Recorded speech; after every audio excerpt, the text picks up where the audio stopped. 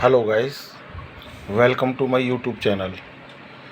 तो गाइस, आज आपके सामने मैं बताता हूँ अर्थिंग क्या होती है और अर्थिंग हमारे कहाँ कहाँ इस्तेमाल होती है, इसका परिभाषा क्या है और इसे ग्राउंडिंग भी कहते हैं गाइस। तो देखिए, मेंटेनेंस कैलाश चैनल में आपका स्वागत है। तो आज अर्थिंग क्या होती है इसके बारे में मैं आपको कुछ जनरल जानकारी दे रहा हूँ। देखिए, इसकी डेफिनेशन क्या है, परिभाषा। आखिर अर्थिंग किसे कहते हैं?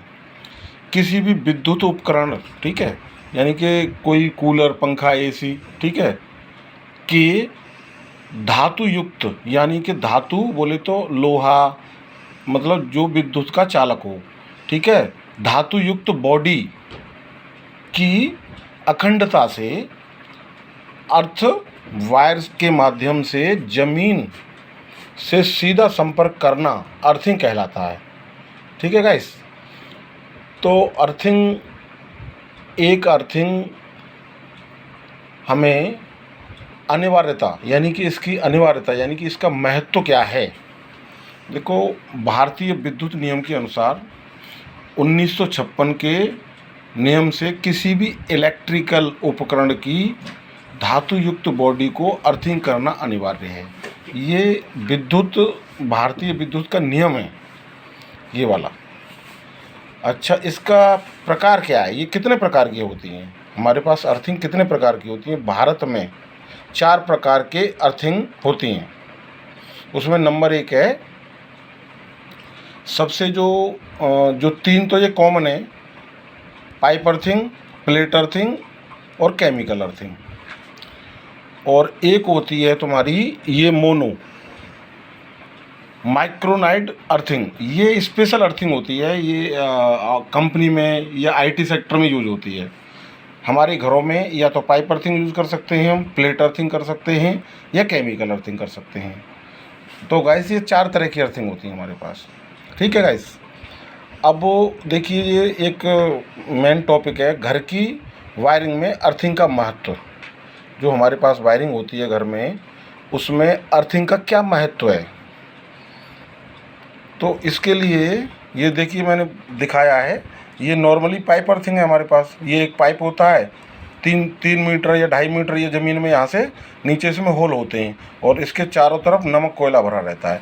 तो इसको क्या है, ये अर्थिंग प्रॉपर, ये जीआई का पाइप होता है, ठीक है। तो इसकी लाइफ इतनी नहीं होती है, लेकिन फिर भी ये बहुत चलती है।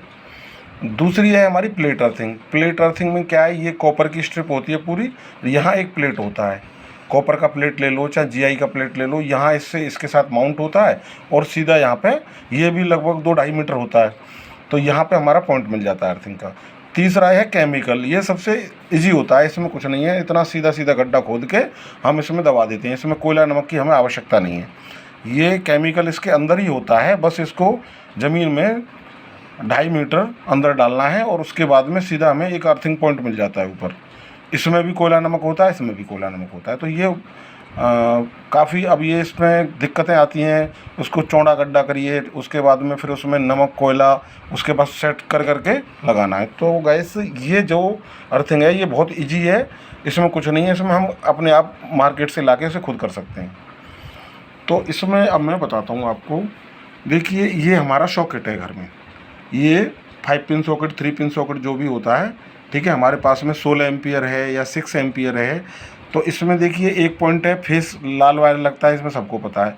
ये ब्लैक वायर न्यूट्रल होता है, ये दोनों पॉइंट होते हैं, इसमें हम कोई भी चीज़ लगाते हैं ऑन हो जाती है हमारी।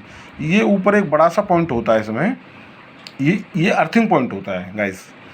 इसका काफ़ी महत्व होता है। तो ये देखिए, मैंने दिखा रखा है, ये यहाँ से ग्रीन वायर से लेता हुआ हम चाहे इसको यूज़ कर सकते हैं, इस वाली पॉइंट को यूज़ कर सकते हैं, या इसको कर सकते हैं, या इसको, कोई भी एक अर्थिंग इसमें हम कनेक्ट कर देते हैं। अगर हम 2 अर्थिंग करते हैं तो बहुत सेफ़ है। मान लीजिए हमने एक ये केमिकल अर्थिंग ले लिया है और एक हमने पाइप अर्थिंग ले लिया है, ये थोड़ा कॉस्टली भी हो जाएगा।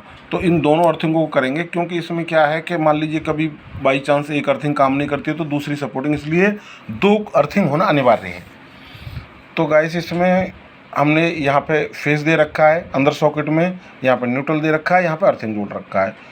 तो जैसे ये एग्जांपल दिया मैंने, जैसे ये कूलर है, ये फ्रिज है, ये प्रेस है। तो इसमें मैंने दिखा रखा है कूलर के अंदर जो लीड होता है हमारा, एक रेड होता है, एक ब्लैक होता है, एक ग्रीन होता है। जो भी ब्रांडेड कंपनी का अगर हम कूलर लेके आएंगे तो इसमें 3 वायर हमको स्टैंडर्ड मिलने ही मिलने हैं, इसमें 2 वायर कभी नहीं आएंगे गाइस।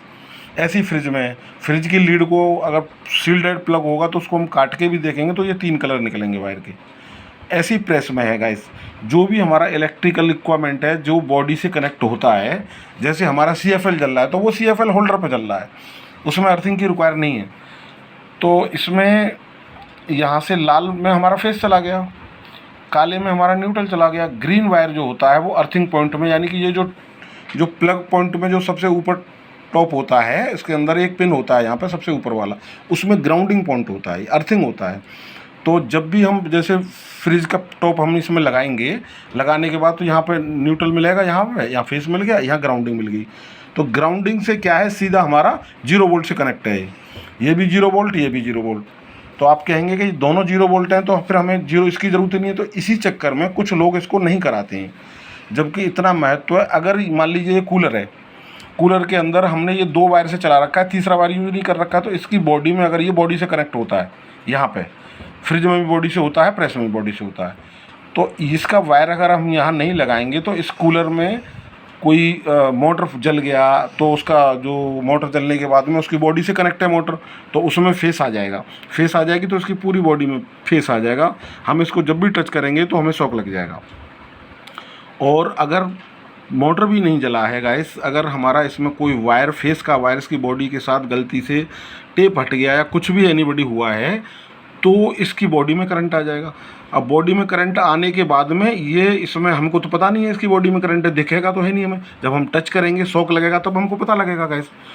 तो ये जो अर्थिंग वायर है ये इसके टॉप में जाएगा, जितने भी हमारे घर में बोर्ड हैं कहीं भी हैं तो उसमें सारे एक जगह से घूम के सब कनेक्टिविटी होती है इसकी अर्थिंग की। तो इसमें पहली सेफ्टी तो ये है कि अगर इसकी बॉडी में करंट आता है, अगर हमारा ग्राउंडिंग लगा होगा तो इसकी MCB तुरंत ट्रिप हो जाएगा। यहाँ पे इस कभी भी वायरिंग की जो कनेक्शन की जाती है, एक MCB बॉक्स होता है, उसके थ्रू हमारा पॉइंट होगा, ये पॉइंट के थ्रू हमने कूलर का कनेक्शन दे रखा है। तो हमारा 6 एम्पियर की MCB है और कूलर के बॉडी में करंट आता है या शॉर्ट होता है, न्यूट्रल फेस मिलते हैं तो इमीडिएट MCB गिर जाएगा, यानी कि आप ये कूलर को MCB उठाओगे फिर गिर जाएगा। तो ये एक तो सेफ्टी हो गई कि ऑटोमेटिक पावर ऑफ हो गया आपका अर्थिंग की वजह से। अगर अर्थिंग इसमें नहीं होती तो आपका ऑटोमेटिक पावर ऑफ नहीं होगा, जब हम न्यूट्रल फेस मिलाएंगे आपस में तभी ऑफ होगा। अगर बॉडी में किसी भी तरीके से अगर लीकेज करंट है ज़्यादा तो MCB ट्रिप नहीं होगा। ऐसे सेम है दोनों का।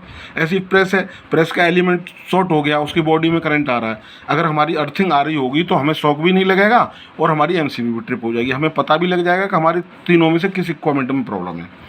तो गाइस ये हमारे लिए बहुत महत्वपूर्ण है अर्थिंग। अर्थिंग क्या है कि ये 0 वोल्ट है, ज़मीन के साथ टच कर दिया है तो जो भी इसकी बॉडी में कुछ लीकेजिंग करंट भी आता है, जैसे फ्रिज का कंप्रेसर है, कूलर में वाटर चलता है तो उसमें हल्का सा मॉइस्चर रहता है, तो उसकी जो कूलर की जो वाइंडिंग है उससे हल्का सा मॉइस्चर करंट हमारा इसकी बॉडी में आ जाता है।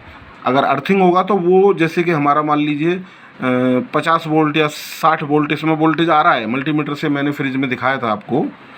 तो अभी क्या है कि वो जो हमारा वोल्टेज है रिटर्न होके यहाँ पे 0 वोल्ट में कनेक्ट हो गया, तो हमारा ये भी सेफ़ हो गया कूलर, इसमें कोई ख़तरा नहीं है, ना इसकी मोटर हीट होगी। अगर इसे हम नहीं करेंगे तो अब मान लो फ्रिज है, फ्रिज में करंट आता रहेगा इसकी बॉडी में तो इसका कंप्रेसर भी हीट होगा गाइस, कंप्रेसर हीट होगा, ये पावर भी ज़्यादा लेगा, उसके बाद हमें शॉक भी लगेगा, तो बहुत सारा नुकसान है। अगर अर्थिंग होगा तो ये कोई चीज़ नहीं होगा, अगर ख़राब होगा तो फिर ख़राब हो जाएगा, कोई दिक्कत नहीं है। MCB ट्रिप कर रहा है तो हमें पता लग जाएगा ख़राब हो गया, तो हम मिस्त्री को दिखा सकते हैं, खुद उसको ठीक करवा सकते हैं।